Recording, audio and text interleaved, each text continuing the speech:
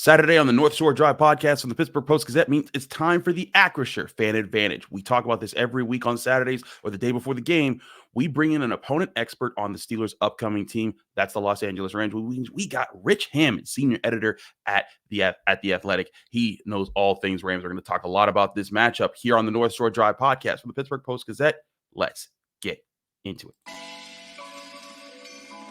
You are now listening to the North Shore Drive podcast, a show on all things Pittsburgh sports from the writers of the Pittsburgh Post-Gazette, hosted by Christopher Carter.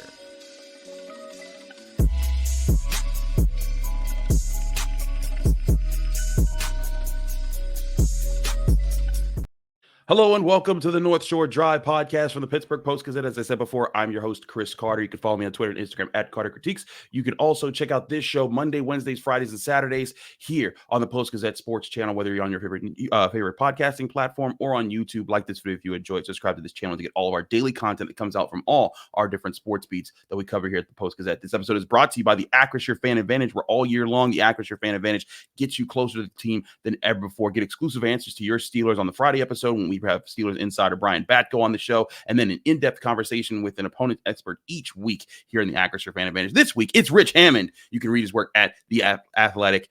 Rich, there's been a lot of talk about the Steelers getting ready for Aaron Donald. Literally, their practice, I don't know how many people know this, but their practice facility is shared with the University of Pittsburgh's football team, and the weight room is literally named after Aaron Donald. He paid for it, everything. During the offseason, he's always here, and you see him walking around, you're like, oh, hey, what's up, Aaron? And so it's kind of funny to now, it's like it's that time of the year where they're playing Aaron Donald, and there's been a lot of talk about that. But who are the Rams talking about the most on the flip side about they're most concerned about the Steelers in this game? Yeah, well, there's a lot going on with the Rams right now, none of it particularly good if you're talking about the offensive side of the ball. I guess I would just start with saying that they're going to be most concerned about the Steelers' defensive front in general, and that's in part because they're always strong up front, and everybody knows that when you play the Steelers, you gotta pack a lunch bag. Like it's not going to be an easy afternoon or an easy evening. And what complicates that even more is that the Rams are now down two of their top running backs. They committed to running the ball in the second half last week, and what did it lead them to? Well, it led them to a victory over Arizona, but it also led them to losing Kyren Williams and Ronnie Rivers, both to injury. Ronnie Rivers is out for multiple weeks. Kyren Williams, it looks like, is going to be out multiple weeks also. So the Rams are they put out a big billboard on the side like running backs wanted. Who's going to show up? And they got Myles Gaskin in the building, and they got Darrell Henderson in the building, who they had for a while, a former Rams draft pick who got cut. So taking it back to answer your question, I think the Rams' main concern right now is they need to do something to keep Matthew Stafford upright. They know that the Steelers are going to be pinning their ears back and coming for Matthew Stafford because of that uncertainty in the run game. So they need to win those battles up front. They need to keep those Steelers off the line of scrimmage, out of the backfield, and somehow manage to cobble together some kind of run game. Otherwise, I think the Steelers are just going to try to tee off on Matthew Stafford. What is the feeling on the Rams offensive line so far? Because I know they added Steve Avila, and he was a second round pick this year, and he was the big add there. But this is an offensive line. I think they've given it 14 sacks through their first 6 games, and there's been questions about it. They added Kevin Dotson, former Steeler. He's on the roster. It's kind of a backup that switches between the guard positions. But how have they performed in your eyes so far? Because the Steelers, they've had some really good weeks where they control the offense, the Browns' offensive line in the pass rush. But then they played an entire Texas team that had basically all backup offensive linemen, and they are the ones that got pushed around. So they've been up and down a lot. Where's the Rams' offensive line stand? Yeah, I would say, kind of similar about the Rams offensive line, a little bit up and down. They went through some changes late in training camp, which you really don't like to see. That's never an indication that you're real secure in what you're doing. They took a while to decide on their left tackle. And then when they did, they moved their left tackle to right guard. And they've had a couple injuries, knick-knack things. You mentioned Kevin Dotson. They've had some issues at center with the guys coming in and out, Coleman Shelton being banged up for a little bit. So that hasn't helped. It never does. But the other thing that hasn't helped is that inconsistency with the run game, too. They haven't committed to it, and they haven't been able to really establish any kind of flow or rhythm and get some momentum going. Too often, they've just been throwing. And what that does is put you in a kind of a defensive posture a lot. And that's the way that the offensive line has to play in the pass rush. So I don't think they've really maximized it, but also there's some consistency issues. I mean, they don't have, they have a real stable right tackle in Rob Havenstein, who's been there forever, going back to the St. Louis days. So that tells you how long he's been there. And then, like you said, they've got a young guy, Steve Avila, who's been playing well, but is still a young guy. And then they've had a little bit of uncertainty at that left tackle position. So it definitely is an area of concern, especially when you have a quarterback back there who has a long history of injuries, and you never know what's going to happen. So that's why I said they need to have a good game from that offensive line.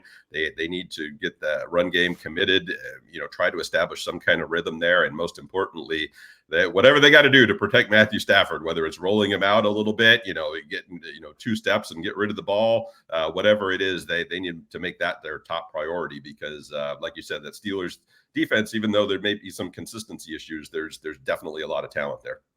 The Rams offense is right now at 17th in rushing yards in the NFL, but the Steelers run defense is 28th. I think that's where a lot of people, 29th. I was reading the rushing offense. It hasn't been too good on the ground for the Steelers on either front so far.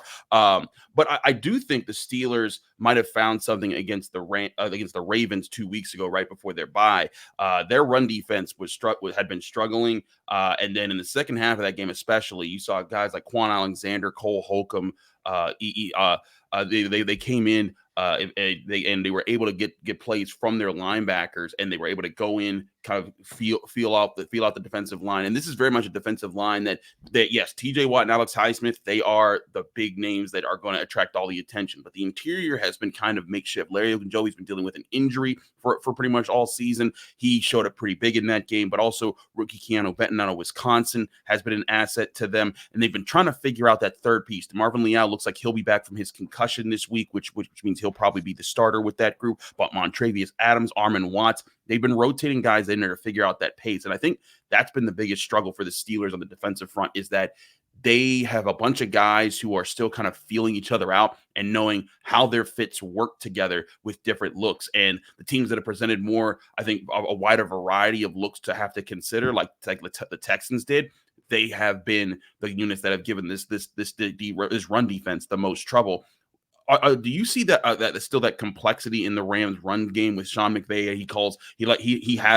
He's one of those coaches that tries to be more innovative on the offensive side of the ball, or is that something that you think might actually be limited because of the running back situation this week? Yeah, that's the big question here. I don't know what level of confidence he's going to have there, and that's always kind of the issue.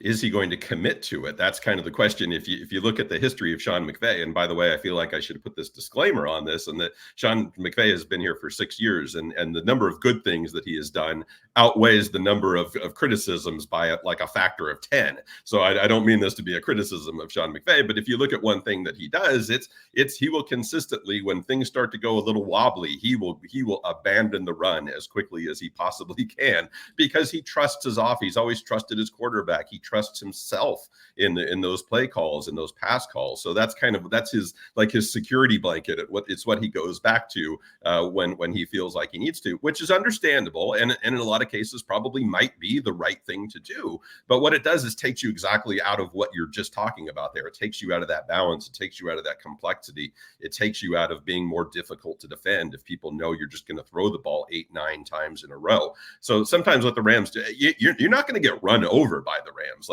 Let's be very clear here. Like if you see a game where the Rams rush for 200 yards, something really weird has happened.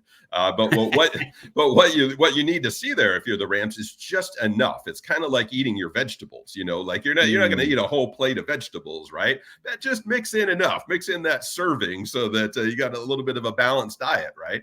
And then when the Rams do that's when they're at the best. It's setting up that pass. It's keeping the defense honest. And when you look at the games when they've struggled or when they've got a little bit out of their sorts this year, the Cincinnati game, the second half against San Francisco, where you just start throwing the ball around, that's where they run into trouble. So it'll be interesting just to see. Now, these guys haven't come in. Miles Gaskin has no familiarity with this offense at all. Darrell Henderson does a bit, but he's been gone for a while. And even when he was here, he wasn't, heavily involved in the offense. They do have Zach Evans, who they drafted and who's gotten a little bit of time. But that's just going to be the big question. With a 1 week of practice, with only 3-4 days out there, is he going to trust these guys? Is he going to give them the number of carries, or is this just going to be a Matthew Stafford shootout game and the Rams throw the ball 40 times? I could see it going either way, but that's the question that Sean McVay has to answer for himself. On the other side of this upcoming break, I want to talk to you about Matt Stafford, because to me, that's the biggest thing the Steelers need to be concerned with this game, is making sure that he does not take over in throwing the ball. The Steelers have given up a lot of passing yards this year. They've been able to be opportunistic and create turnovers. I want to talk to you about how they might be able to do that against the Rams here on the North Shore Drive podcast. But first, I want to remind you, this show is brought to you by Acrisure, as they present all season long the Acrisure Fan Advantage. This year, the Fan Advantage brings you closer to the game and the team than ever before, because each week you get to ask questions that appear right on the show. Last week, we did a whole mailbag with myself and Brian Batko, giving you an in-depth discussion on the team. And this week, as always, whenever there is a Steelers opponent, we go over that opponent with an expert each week. This week is Rich Hammond. Next week, we get you ready for the Jaguars. Tune in every Friday and the day before each Steelers game to get the Acrisure Fan Advantage, and submit your questions at acrisure.com/fan advantage for more information and to submit those questions today.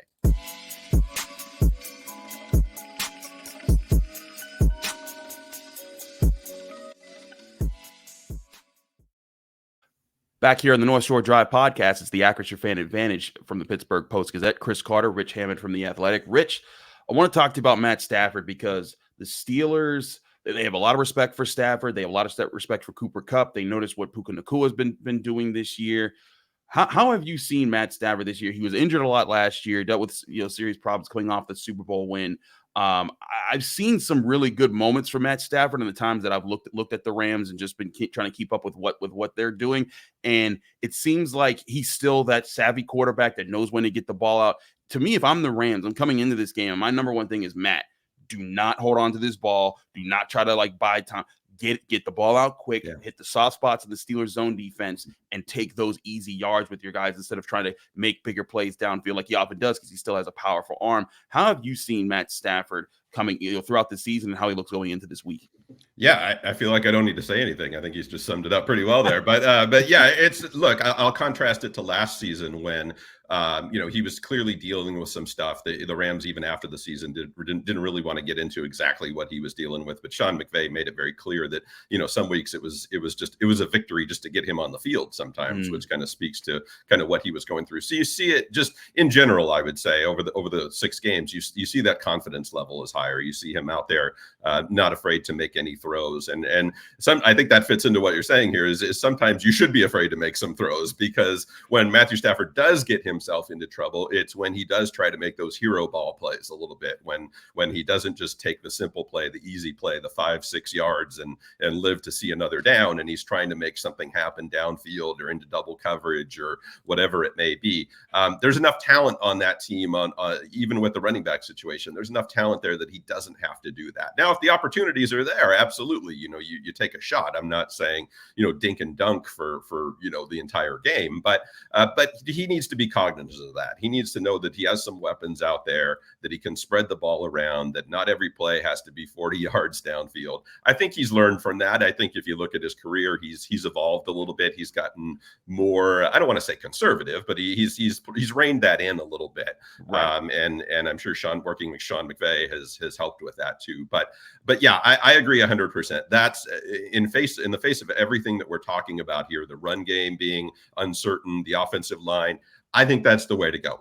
Identify yourself some quick plays, some quick targets, get yourself 5 yards on first down, put yourself, get ahead of the sticks, put yourself in second and short, third and short, then your playbook opens up considerably. That's what the Rams have to do.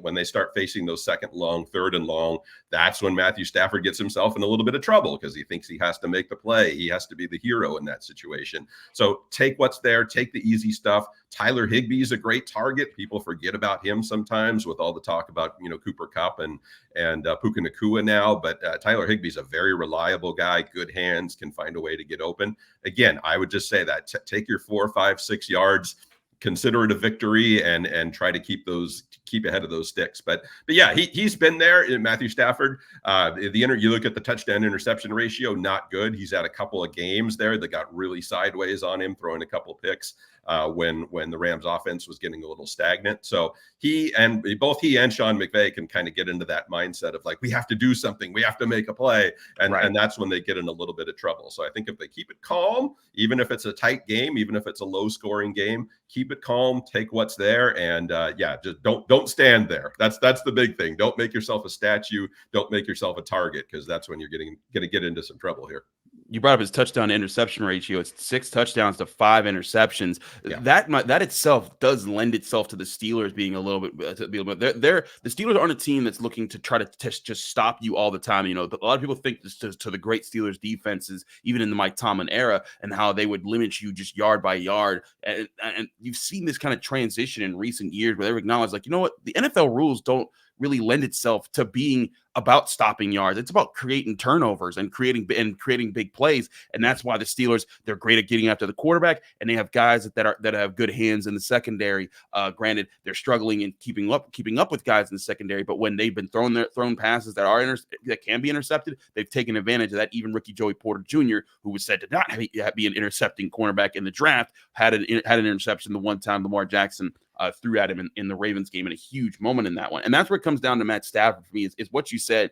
The Steelers, that's their MO on defense. They win on first and second down to force those third and longs to try to let TJ Watt and Alex Highsmith pin their ears back, go after their guys. They'll only rush 3 or 4, and then they'll let their secondary try to confuse the quarterback and either make him hold on to the ball or throw a pass that he regrets just a moment later there. And I look at Stafford, and one of the things that I think can hurt the Steelers are quarterbacks who are able to move around in the pocket, or at least just try to feel out that pressure and say, hey, I'm going to get over here, buy myself a little bit more time to process what I'm reading downfield. Stafford, when he was with the Lions, I saw him do that all the time.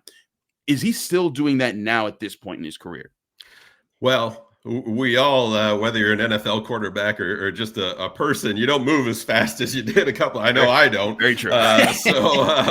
So I mean, nature runs its course a little bit, but I would say, look, he's never going to win a foot race, but I think it's exactly what you're talking about. It's knowing the pocket. It's having a sense of like, okay, even if it's just, I need to take 2 steps up here because I feel that pressure's coming, or I need to get out a little bit. Yeah, he's not going to run 20 yards downfield, but if he needs to get out of the pocket and pick up 3 yards or pick up 4 yards for a first down, he can do that. Like he has that sense. But really, I'm just wondering if you don't design that even a little bit more, like for what you're talking about, whether it's play action or whether it's just rolling him a little bit to move that pocket, to change the angle a little bit.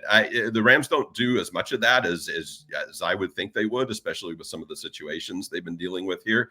But I would try it, and it's something that I think might work when considering all these things that we're talking about. Play action is an element of their game, RPO stuff, whatever it may be. But I'm just wondering if you might want to design that a little bit more to get him away from that direct pressure. But yeah, he can move, but nobody's going to confuse him for a gazelle out there. That's for sure.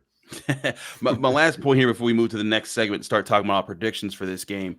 I look at the Rams receivers, and that's like, to me, like, if the Steelers, if the Rams are concerned about the Steelers edge rushers, the Steelers need to be concerned about the Rams receivers. Puka Nacua was lighting it up in the early weeks when Cooper Kupp was injured. Now Cooper Kupp's back, and he's pretty good. And Tutu Atwell is also someone that you have to respect here. What have you seen from them that's been really good? We know about Cooper Kupp. I mean, the Steelers have played him before. That we know how elite of a receiver he is and how great of a route runner, how sharp he is, how he kills you as soon as he catches the ball. But Puka Nacua, what have you seen from him and how this receiving core has kind of evolved this season with Matt Stafford?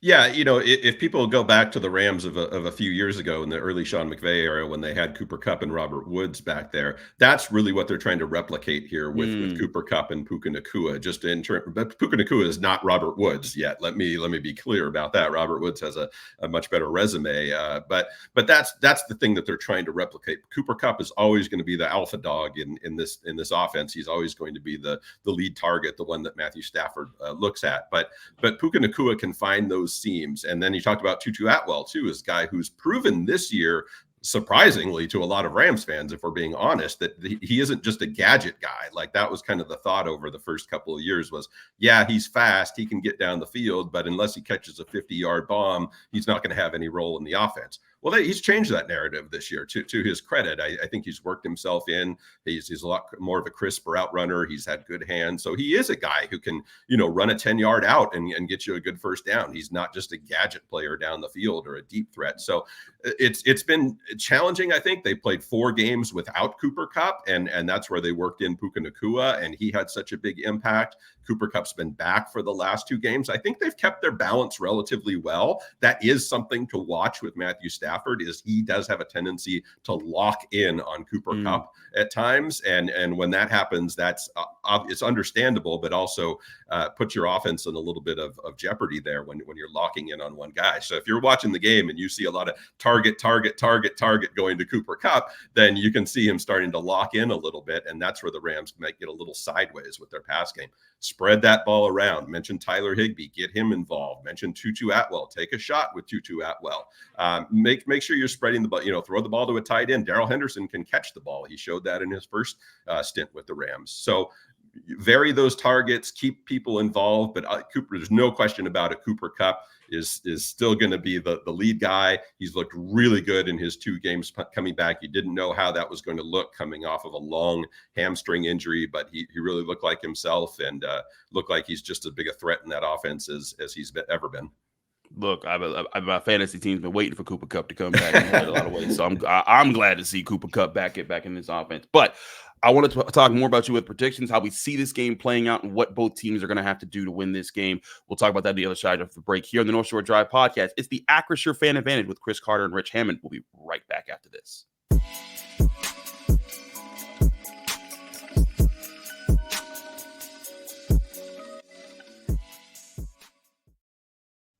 Back here on the Acrisure Fan Advantage, Chris Carter, Rich Hammond from The Athletic.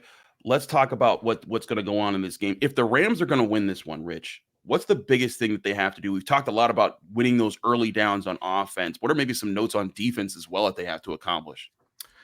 Yeah, it's you spent some time talking there about the Steelers defense, and the Rams are I don't want to say similar, but the mindset is they want to prevent those explosive plays. Like that's Rams fans get frustrated at times with their own defense because they give up stuff. They'll give up the 10s, the 12s. They'll get you to midfield, and then they'll try to lock it down on you a little bit. What they want to avoid is those 20, 25, 30-yard plays. If they start giving up those, that's when that defense is kind of on the ropes. And you can say that about any defense, of course, but the way that this Rams defense is designed, that's what they want to do. They want to keep things in front of you. They want the quarterback to have to be perfect, essentially. They want to capitalize when he's not perfect. They want to get the edge rushers going. Everybody knows about Aaron Donald. Everybody's known about Aaron Donald for the last 8 and 10 years, whatever it's been now. But they got to get that outside pressure going. They got a young guy, Byron Young, who's been a little bit inconsistent, but when you see him flash, when you see that number 0 out there on the perimeter, he can make some plays. He can get to the quarterback. And when the Rams when the Rams defense is clicking, that's what you're seeing. You're seeing Aaron Donald, of course, being a disruptive force in the middle, but you're seeing a guy like Byron Young on the outside bringing some pressure, also forcing that quarterback into some uncomfortable throws, which is when that defense that likes to keep things in front of it, likes to make the plays, can capitalize. If you give the quarterback time, if you stretch that defense, that secondary a little bit, that's when they can lighten up a little bit and you can make some plays down the field. I think they got to keep it a low scoring game. I think both teams are probably looking at that. I see the winning score probably being somewhere in the low 20s for whichever team. If you see it creeping higher than that, I think we're probably looking at a runaway situation for one of these teams. But I don't think that's been the MO for either one of these teams. It's been low scoring, manage the turnovers, try to score about 21 to 28 points and win the game. So I that's kind of how I see this playing out. I'm not a gambler, but I'm not sure what the over-under is, but I'd be looking at the under in this one, I think. I would as well if I look at this game. I think that when you see these teams, I listen to a lot of coaches and how they talk about things. When they're not necessarily in front of a podium. And Sean McVay had his podcast, a year ago, and I've listened to Sean McVay just praise Mike Tomlin a ton in his time as a coach. He respects Mike Tomlin to the nth degree. He's always saying like how he does a lot of things right. And I think both teams are kind of in a situation where they have assets on their roster, but they know their rosters aren't complete in the way that they like to be when they're competing for Super Bowls. The Rams, they loaded up with free agents to get that Super Bowl win, and now they're kind of dealing with, okay, we have to try to stay afloat while we try to find that next core that's going to push us into that conversation. I think the Steelers right now, they're in a kind of a different spot where it's similar in that they're trying to stay afloat in something, but they're also hoping that the rookies that they've been drafting, like Kenny Pickett, like Najee Harris, like Pat Freiermuth, is now out for this game, by the way, which is an interesting storyline there. But they're trying to also stay afloat while that. And I think while you're doing that, the best thing you can do is try to eke out games in tough situations. Get other teams to come into the mud with you and see how that goes. Now, you mentioned the over-under. FanDuel currently has it at 43.5 is the over-under. That's interesting to me. Yeah. That's like right at the cusp of where if it was like 46 or 47, I'd be like, okay, yeah, I'm taking the under there. But 43.5, I can see these teams, someone get both getting into the low 20s, with the way that they both played here. So that's a tough one. Sometimes I hate Vegas. Like, just give me an easy win. That's all I want. I just want my money. Yeah, right. Come on, Vegas. Make it easy for us to win money, right? Yeah, exactly. No. But I look at this game, and I think it's what you talked about on defense, trying to force similar situations. I think this game's going to come down to, and I said this with Brian Batko a little bit, I think it's going to come down to TJ Watt and Alex Highsmith, that defensive front versus Aaron Donald. Which defensive front makes it uncomfortable for the opposing quarterback faster in this game? Which defensive front becomes a lot more disruptive? That very matchup, who's beat the other opponent's offensive line faster in this game and more often, I think that could be the biggest factor here. And whereas I do think the Steelers, they have maybe having two guys that are premier players right now in Highsmith and Watt could be an advantage. I think one thing that the Rams really have going for them is Aaron Donald against Mason Cole, who's the Steelers center, and he has not played well this year. Last year, he was a huge stabilizing presence for the Steelers offense because he was able to kind of manage it well, be a decent center, and kind of keep everyone on the same page. And he's still doing that this year, but he's not able to win as many one-on-ones. And against Aaron Donald, you cannot afford to leave him in just by himself, which means Isaac Seumalo, James Daniels, those guys are going to have to be really attentive in helping Aaron Donald. And that can be something that the Rams easily scheme off of to create more confusion on that Steelers front. Yeah, and I'll throw one more name at you from the Rams. Kobe Turner is a young guy, number 91, who they've been working in, and he can play. When the Rams defense has been at their best, you look consistently over the last few years. It's not just Aaron Donald up there. They've needed to pair him with somebody to do exactly what you're saying to minimize those double and triple teams that he can sometimes get. Last year was Ashawn Robinson. In the other Super Bowl year they had Ndamukong Suh. They've had various guys up there who they've tried to pair with Aaron Donald up front to make it a little bit easier for him. They like what Kobe Turner's been doing there. Now, there's a few consistency issues because he is a young guy, but if they can get that going too, like if he can be a force up there next to Aaron Donald, that's when that Rams front is really at its best. So I really see Kobe Turner as being kind of a hinge guy to this too. But yeah, they like to move Aaron Donald around a lot. They like to get him in matchups that are advantageous. They will put him just about anywhere if they think he can get to the quarterback. He only has 2.5 sacks in 6 games, which is well off of his, what you would consider to be Aaron Donald pace when you look at his career. So he hasn't really had a game where he's gotten going this year. So I don't know. You talked about Pittsburgh. There's nobody. I don't know whether there's 5 people in Pittsburgh who love Pittsburgh more than Aaron Donald does. So he's going to be motivated for this game. He's going to want to play very well. So I don't know. We'll see if this is a little bit of his quote unquote breakout game this year. But I agree with your assessment 100%. The last 2 times the only 2 times Aaron Donald has played the Steelers have won Last time was 2019. They won 17-12 in Pittsburgh. And the time before that was in St. Louis, and the Steelers won 12-6 in a late September game. So a lot of those have been hitting the under here. Let's get to our score predictions. I've given my score prediction on the Friday episode here with Brian Batko. I picked the Rams to win 24-20. I think that it does hit the over here, simply because I think that there's both these defenses create opportunities that give short fields that these offenses capitalize on. But I got the Rams finding a way to win because of the mismatches they can create with their receivers. I think that Matt Stafford will be smart enough in this game to stay out of those rough spots. He'll make some mistakes, and the Steelers defense will capitalize on it. But Kenny Pickett in this offense, I think the Steelers can win this game. This is a very much of a coin flip of a game for me when it comes to picking it. I look at Aaron Donald and the problems the Steelers have had up front. If they can come out and neutralize him, and neutralize doesn't mean completely erase him, out of the game. Last time they played, he had 6 tackles and only 1 sack, but that's what you'll take if Aaron Donald just gets that against you. If they can do that, they can win this game. I'm just not so sure this offensive line will coming into this week, and that creates problems. But what's your prediction and the biggest factors in this game that will lead to the result that you see coming? Yeah, I agree with your assessment 100% there. Even I said I'm not a gambler, and I am not. Even if I was, this is not a game that I would take on. Just because I think if you put everything out there, I do like the Rams. I do like them narrowly. I'm just speaking as somebody who's making a prediction here. I would be concerned about that Rams offense. The first half against Arizona, they scored 6 points. 6 points against the Arizona Cardinals, and they were healthy in that half. Like, that's a little bit of a concern. Like, you can talk about the issues that the Steelers have, but if they can get themselves a 10-0 or 13-0 lead in the first half, that's going to be really, really difficult for the Rams. So I think that start is important, but I come back to the same thing that you do, Chris. Like, I think that Rams defense is not going to allow the game to happen. They're not going to allow that to happen. They're not going to allow the Steelers to get out front like that. I think they keep it close. I think the Rams offense does kind of play its way into this a little bit. I'm still going to take the under, even though that's a very tantalizing number to hit. I see something like maybe 21-17 Rams. Like, I see both teams being right around there. Big factors, I think turnovers. I know that's always a case in a close game or in a game with two teams that are close, but they got to take care of the ball. Both quarterbacks got to take care of the ball. And, if Stafford throws a couple more, then I can easily see that flipping the other way and being, 24-21 Steelers or 21-20 Steelers or whatever. So I would not bet on this game. I would not recommend that any of your listeners, viewers, use my advice in any way to make their gambling decisions.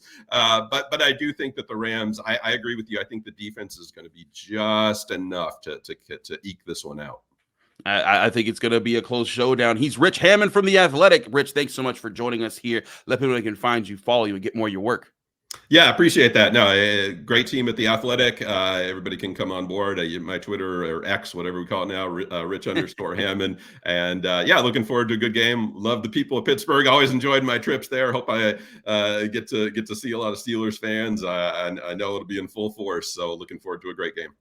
Absolutely. He's Rich Hammond. I'm Chris Carter here at the Pittsburgh Post-Gazette. Thanks again for tuning into the Acrisure Fan Advantage. You can get all of these expert episodes where we're talking about the Steelers' upcoming opponent the day before the game. We'll have that again next week against the Jaguars. Again, thanks to Rich. Thank you all for tuning in. We'll see you Sunday. Tune in to the Pittsburgh Post-Gazette's podcast channel for all of these episodes, whether it's on your favorite podcasting app or on YouTube. Also, read all our work at post-gazette.com. Our team, Brian, Ray, Jerry, they'll be in Los Angeles covering the game. We'll have our post-game thoughts after the game right here on the North Shore Drive podcast with the Pittsburgh Post-Gazette. Thank you for tuning in to another episode of the North Shore Drive podcast from the Pittsburgh Post-Gazette. If you watch this video on YouTube, please like the video and subscribe to our channel. For 3 months of digital access to post-gazette.com at 99 cents, click the link below in the description.